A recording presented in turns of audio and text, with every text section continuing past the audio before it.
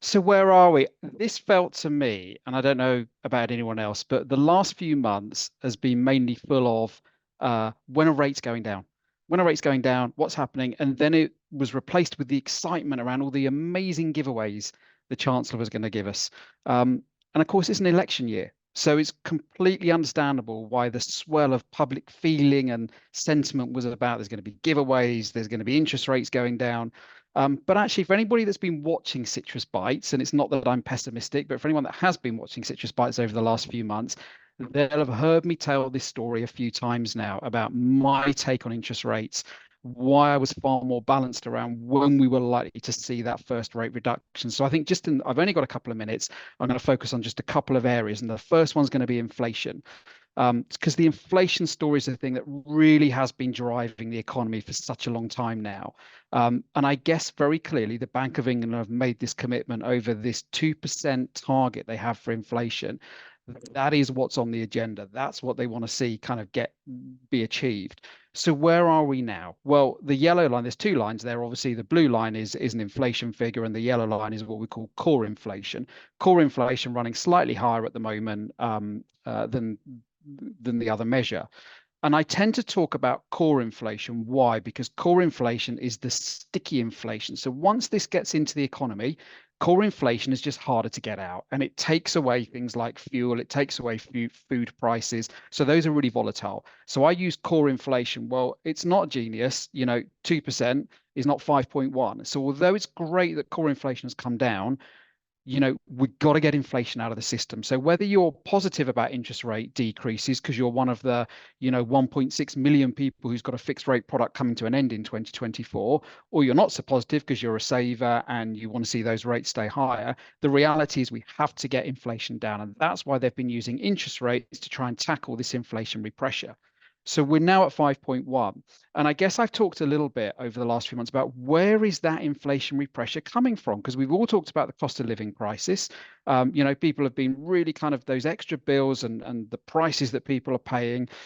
So what's been driving it? And I guess what I'm showing now on the next slide is that this is really about its average weekly earnings. So don't worry too much. The left-hand side of the graph is obviously 2000. The right-hand side is where we are now, so January 2024. I just talk very briefly about the interesting part. The interesting part is that far right-hand side.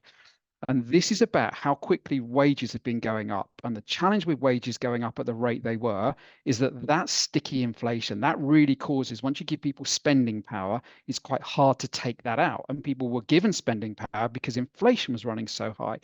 But that right-hand side that shows a flat lining is a really important change. So one of my big bits of reference today is actually that's probably a good thing. May not be if you're not getting the pay rise you were hoping to get compared to the one 6 months ago, but seeing that level off from an inflationary perspective is a positive. And the reason it's leveling off, you'll see from the next slide, is that actually, as inflation is coming down, so this is a busy slide, but let me tell you, go to the right-hand side, forget the rest. The right-hand side of the slide, you'll see a purple line coming down a lot. That's kind of a core inflation measure, which includes mortgage costs and council tax pricing. Look at the drop in that. And what that means is that the wage increases we're seeing, which is kind of the blue and yellow lines, the wage increases do not need to be at the same level. And I know people argue, oh, yes, but the inflation we take an annual figure. Sometimes we do, but you'll tend to find a lot of employers take a kind of spot inflation figure when looking at pay increases. So as that purple line comes down, so the pressure on wage increases starts to come down. And as that pressure on wage increases starts to come down, you start to get that inflation pull coming backwards. Okay, so it's less pressure on employers. So that's one of those really important measures. So from an interest rate perspective, if you're wanting them to come down, so far the things I've talked about are positive movement in terms of helping that sort of inflationary pressure start to come out the economy. The other thing I've talked about that makes a difference, and I think is a really important part of the story that we're going to see over the next few months. The Bank of England have always talked about using data to make decisions.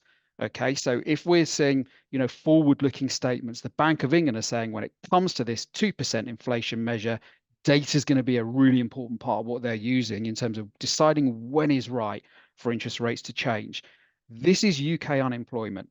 Now, I've talked probably for the last year about the fact there's 1 million vacancies that can't be filled in the UK. You've heard the government talk about productivity as well. But actually, what we've had is this real squeeze on employment. So employers have found it really hard to get and retain talent. That drives more wage pressure, obviously, because wages are one of the things they can use to influence that. Unemployment's been coming down, which means, in theory, it's a good thing, right? More people in work. Well, it is unless you get to a point where you're having to pay more to retain talent. So when you go to the far right-hand side of this graph again, and you finally see that unemployment picking up, and I'm going to talk about this from an economical perspective, clearly not if you're one of the people that's impacted from an unemployment perspective. But again, if the Bank of England looking at when do we start to reduce rates, we've now got inflation coming down. We've got average weekly earnings leveling off finally, and we've got employment starting to pick up a bit. These are key things that no doubt the Bank of England are looking at as to when to press the button on that first rate drop. So then it's kind of how is the economy actually shaping up? And it's the last point I'll talk about today. So far, you've got that building story now over the likelihood of interest rates starting to ease off to give the Bank of England that power. And then on the final slide, there's just a couple of bits. One is vacancies. So I talked just before, vacancies in the UK. So this is just reinforcing the story I talked about. This is saying, we've been running high on average weekly earnings. We've been running really high in terms of the squeeze on talent being retained in businesses. The number of vacancies is coming off and it's coming much closer towards the average. Again, that's going to remove that pressure that was built, some of that pressure on average weekly earning increases. So the picture is definitely changing in the economy that I think is going to make a difference in terms of interest rates suddenly now starting to come down. And the final slide then I'll talk about is just in terms of, well, what's the future like? So is the Chancellor looking at this going, wow, we've got great growth ahead of us in the UK? Not really. So this is looking at, I think some of you may have heard the Chancellor talk about if you go back to 2010, we've maybe had one of the best performing economies of the G7.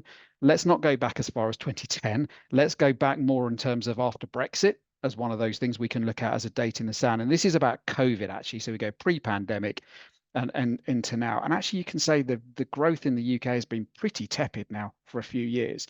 And if you look at the OBR moving forward, the OBR for this year is saying 0.8. So the story for the Chancellor is really changing from where I was at 6 months ago, talking about average weekly earnings, talking about unemployment levels being low, talking about kind of number of vacancies, and these things are changing. So I guess my takeaway would be the Chancellor had a very difficult situation to deal with. Economically, however, I suspect, David, over the next few months, perhaps in about 3 months' time, there's going to be enough of a data trend for the Bank of England to suddenly make that decision now over it's time to change that interest rates downwards finally after we've had such a long spike of high rates over the last 15 or so months.